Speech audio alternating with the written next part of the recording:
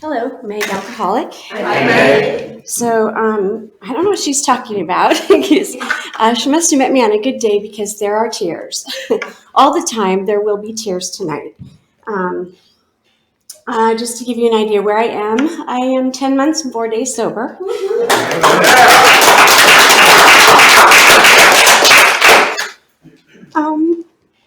I did not find my way to alcoholism until I was well into my 30s. I did drink, partied, I like lots of young people, but it didn't take hold of me.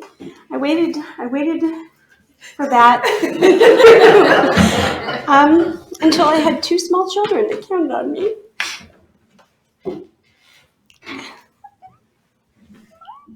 All those years of neglect and disappointing them,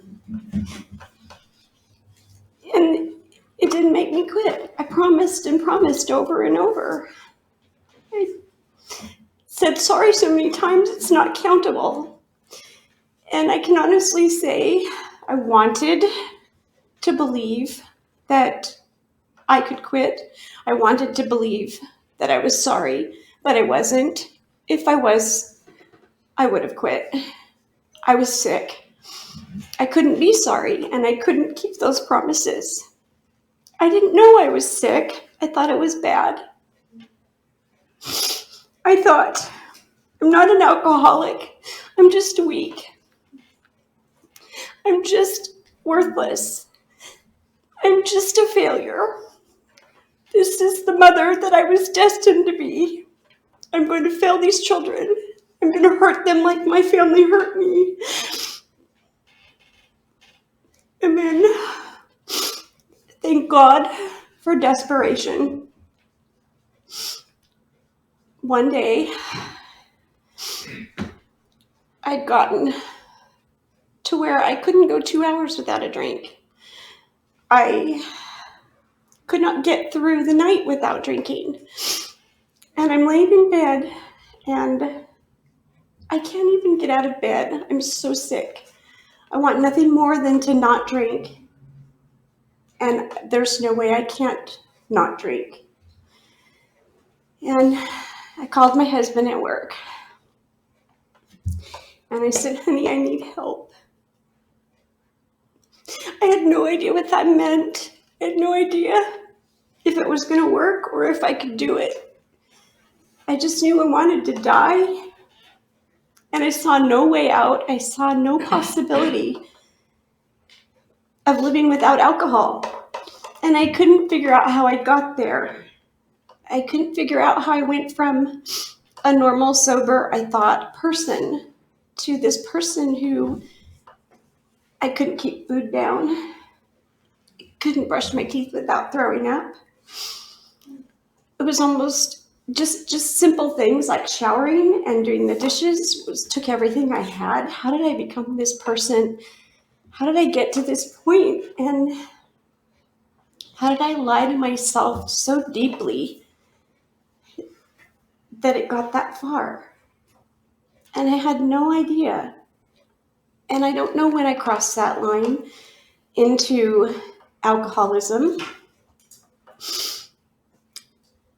I don't know if it was ever a choice. Maybe it was always an inevitable thing. Maybe I was always going to end up there. I'm just very grateful standing here today for that desperation.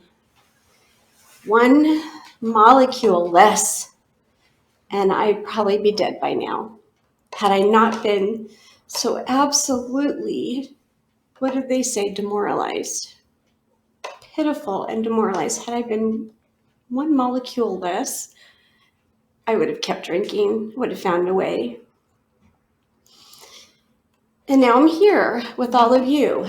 And my whole life, I always wanted to be part of something and feel like I belong. And I never have. I didn't know how to do it. I always felt other and different. And when you grow up in a family with abuse and secrets, that's that comes with that. I lived with shame that wasn't mine. I lived with shame that was forced on me, and grew up and added to it with my own actions. And then I came to the rooms of AA, and I found people who were just like me. They understood that self-loathing and that feeling of worthlessness. And there was no judgment. There was this immediate acceptance. And I never, ever felt that way in my life. Not from church, not from family, not from people who have claimed to love me. And I have it now. And I'm in the herd, and I'm in the middle. And I'm so grateful for this opportunity, because I've been told that this is service. I mean, I don't feel like I'm being of service, but I'm told that this is service, and that it helps others. I know when I listen to speakers, they help me. So I'm just trusting that something I'm saying is helpful to somebody. Excuse me.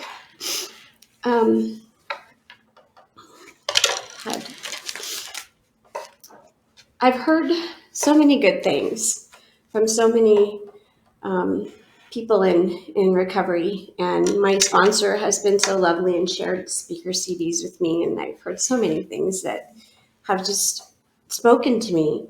And one of the things that really struck me that I heard was that AA, the process of the steps of AA, is not an addition process. It's a subtraction. It's a subtraction of all the shit that's heaped on us. That when we're born, we are everything we're supposed to be. That we're everything that we ever wanted to be or needed to be. And that I'm here, and you're helping me release and remove, and you're showing me the path to what I was meant to be and what my purpose is. And with the steps, you're helping me to live a sober life, to live a joyful life. You know, it's one thing to be physically sober, but to be spiritually sober and to be purposeful and move through the world and not have to be afraid of how I feel, and not have to be fearful, and to be able to let go of pain and resentment and these things that poison us, that I carried for the better part of 50 years, and not understanding that was making me so sick, and having some freedom from that. I just finished 6 and 7 with my sponsor, and so I think about the character defaults, as she likes to call them, instead of defects, because I am defaulting. I default to my survival instincts, and I default, and it makes me hurt myself, and it makes me not be useful and not be purposeful and not love the people in my life and not accept their love and their forgiveness. The steps are teaching me to forgive myself and let go of my guilt and my shame for the past.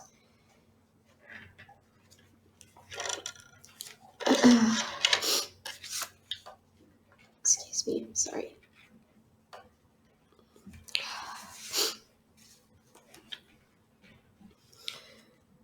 There's another passage, and I think it's in Bill's story.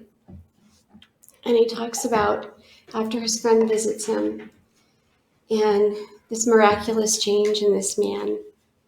It's miraculous. It's not just an internal shift, that it is a complete reorganization of everything about him.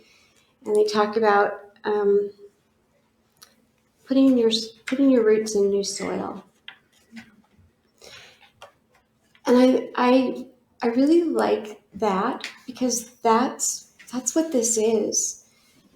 I've taken myself out of that poisoned soil that was killing me, and I placed myself in new soil.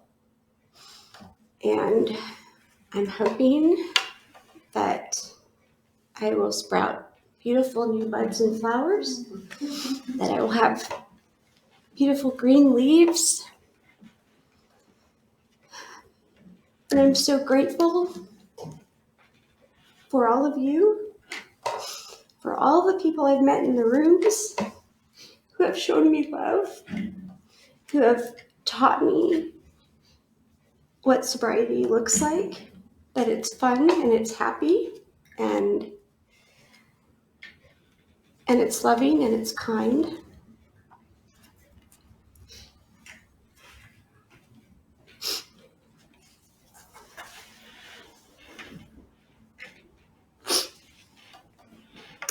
Thank you very much for having me here. Thank you very much for letting me share and allowing me to be of service. And I hope all of you have a very happy new year. Thank you.